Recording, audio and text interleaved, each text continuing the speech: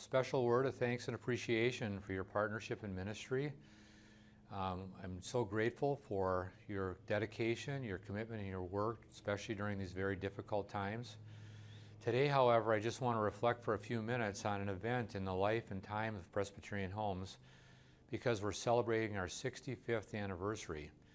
Hard to believe that that much time has gone by since our founders, Dr. Irving West and Lilias Joy, and Dr. Edwin Kagan and others decided that it was so important to serve very frail older adults who were who had challenges because of lack of resources, or who were displaced missionaries or spouses of pastors.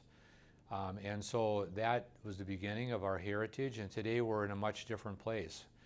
And our Lord has blessed us in incredible ways over the last 65 years, and as we look today across our organization and look back, we can see God's faithfulness through all kinds of times and trials. And when we started, we were a very different organization, and over the years we've had incredible challenges. And so I want to just reflect for a few minutes on at least one of those challenges during my time at Presbyterian Homes, which now approaches 44 years. And the time I like to reflect on is in the very early 1990s, now almost 30 years ago, when the Synod of Lakes and Prairies, our owner at the time, asked us to step up and take on a project that was failing in Bloomington. Now it's Presbyterian Homes of Bloomington, so you get an idea of how it ended. But the story, even though we know the ending, was far from certain during its time. Our board and the Synod asked us to put every resource we had at risk to see if we couldn't save that project, and in the process we almost took Presbyterian Homes of Organization down, and we were close to the edge of needing to even file for bankruptcy.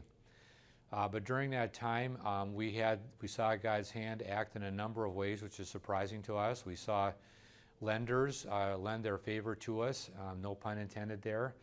We saw them negotiate and renegotiate terms. We saw census, which is a really big issue for cooperative units in Bloomington, start to uptick.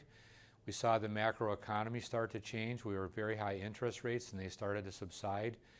And in the middle of all that, we had one of our board members, who was very quiet, unassuming, call me one day. His name was Jim Pickard, and Jim said, "Dan, I know we've got some challenges here." And he knew more than anyone because he was a treasurer for that affiliate board. He said, "I'd like to help." I said, "That's great, Jim. What do you have in mind?" And he said, "Well, I have thought about this and talked about it with my wife. We'd like to give $2 million. You could have knocked me right off my chair because I didn't know he had any idea that capability to give that kind of money." He said, "But Dan, there's one caveat to it." I said, "What's that, Jim?" He goes, "Well, it'll take me a few years to pay it all." I said, "Jim," I said, "that's certainly something we can work with. We just appreciate your consideration." Well, that one gift from someone that God moved his heart to do, someone that was a total surprise, made all the difference, not only getting through that very difficult, challenging moment in time, but also saving the whole organization in a way and putting us in a trajectory to move forward in different ways. And as I reflect on that, there are a couple things come to mind in their verses.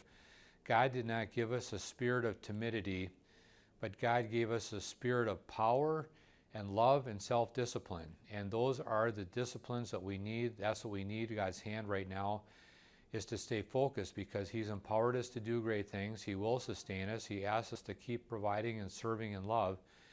And knowing that the outcome is in his hands, we just need to act on it with great discipline. And so we know that our God is in control, and we know that he's sovereign. He's helped us with a number of very difficult challenges. One I just mentioned was certainly a big one.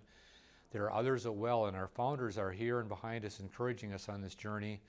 God knows the end from the beginning and the beginning from the end, and soon we'll be able to see his hand and his footprint helping us in different ways that we might not expect as we look to not only survive during this time, but to thrive and to come out of it on the other side with serving in a much more powerful way with expanded ministry and a different dynamic and a different and expanded vision for the future. So we look to him and we continue to act. So thanks again for your help, for your partnership in ministry, for the difference you're making as we start our next 65 years together.